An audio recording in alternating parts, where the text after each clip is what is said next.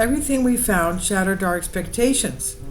Archaeologists discovered first astronomical observatory from ancient Egypt. The first ancient Egyptian observatory discovered in modern times showcases advanced knowledge of astronomy and its profound link to the Egyptian spiritual and ritualistic practices. Archaeologists identified the first ancient Egyptian astronomical observatory on record, which they say is the first and largest of its kind according to the translated statement from the country's Ministry of Tourism and Antiquities.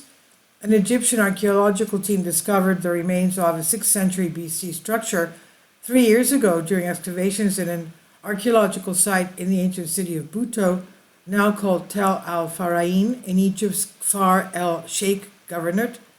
Everything we found shattered our expectations, Hussam Ghulam, Director General of Far El Sheikh Antiquities and head of the Egyptian Archaeological Mission, told Life Science. The team uncovered the ruins of an L-shaped mud brick building spanning over 9,150 square feet, that's 850 square meters.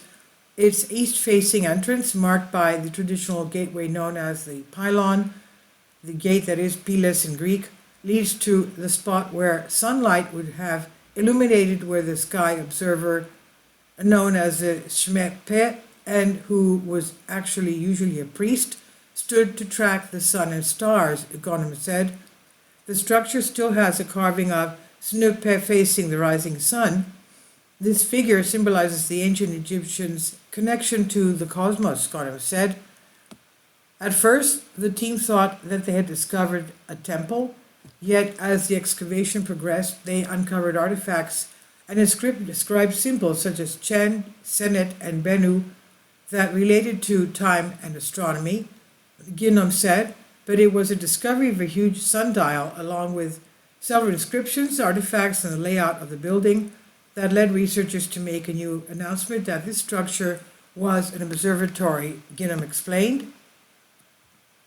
Along with the hall's northern side was discovered a slanted stone sundial, a sun shadow clock that used the shifting angles of the sun's shadow to determine sunrise, noon and sunset, a simple yet profound method, said Ginom, who noted that initially the archaeologists thought the clock was a temple gate. The team also found an ancient Egyptian timekeeping device known as a merket, also from the 6th century BC at the site. These findings shed light to the astronomical technologies, the techniques used by the ancient Egyptians so they could determine the solar calendar and the dates of religious and official rituals such as the coronation of kings and the agricultural year, according to the statement. The ancient Egyptians envisioned the earth and sky as two mats, Ginnam said. They mapped the sky on the Temet Hurt, the sky mat, and the Temet Girt on earth mat, representing their calendar, marking events like the Nile flood and harvest. This is the first inscribed stone mat of its kind ever discovered. These findings, as well as other inscriptions, add to evidence that the Egyptians had deep understanding of seasonal changes and variations in day length. The archaeologists also found a triad of pillars in the hall's entrance, an unusual placement because the typical structure of ancient Egyptian monuments features pillars at the end of the hall. This unusual placement of pillars suggests that it is not a temple as previously thought.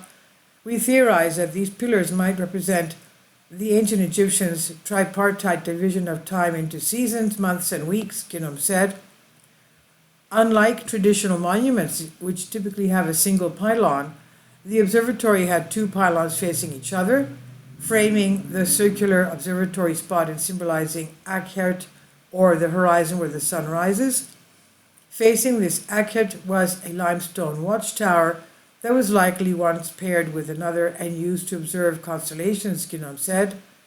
The excavation also uncovered a statue of a falcon-headed god Horus. The depiction of Horus, along with an eye of Horus, embodies the system of the universe and is linked to the sun, moon, and the god Horus, and the goddess Wajet, the most important figure, the important gods of Buto, according to the statement. In ancient times, Bhutto was dedicated to the goddess Waijet, a serpent goddess known to be the protection of the king. The analysis of the observatory provides more evidence that Waijet was of great importance to Bhutto, Ghanem said. And inside the observatory, archaeologists found a gray granite statue of King Santik I from the Saite era, the 26th dynasty, and a bronze figure of Osiris, a god associated with the underworld and resurrection, with a serpent referring to the goddess Waijet. These artifacts, along with various pottery items used in religious rituals, date the observatory to the 6th century BC and emphasize its dual role in scientific study and spiritual practice, Ghanem said. This is by Reham Atya on Life Science. Please leave your comments and thank you for your support. My Patreon account, the daily posts are 5 videos daily, and they are totally different from what I have on my YouTube channel. Thank you so much for your support and that you find all my content so interesting. You'll find the Patreon account details in the description box below.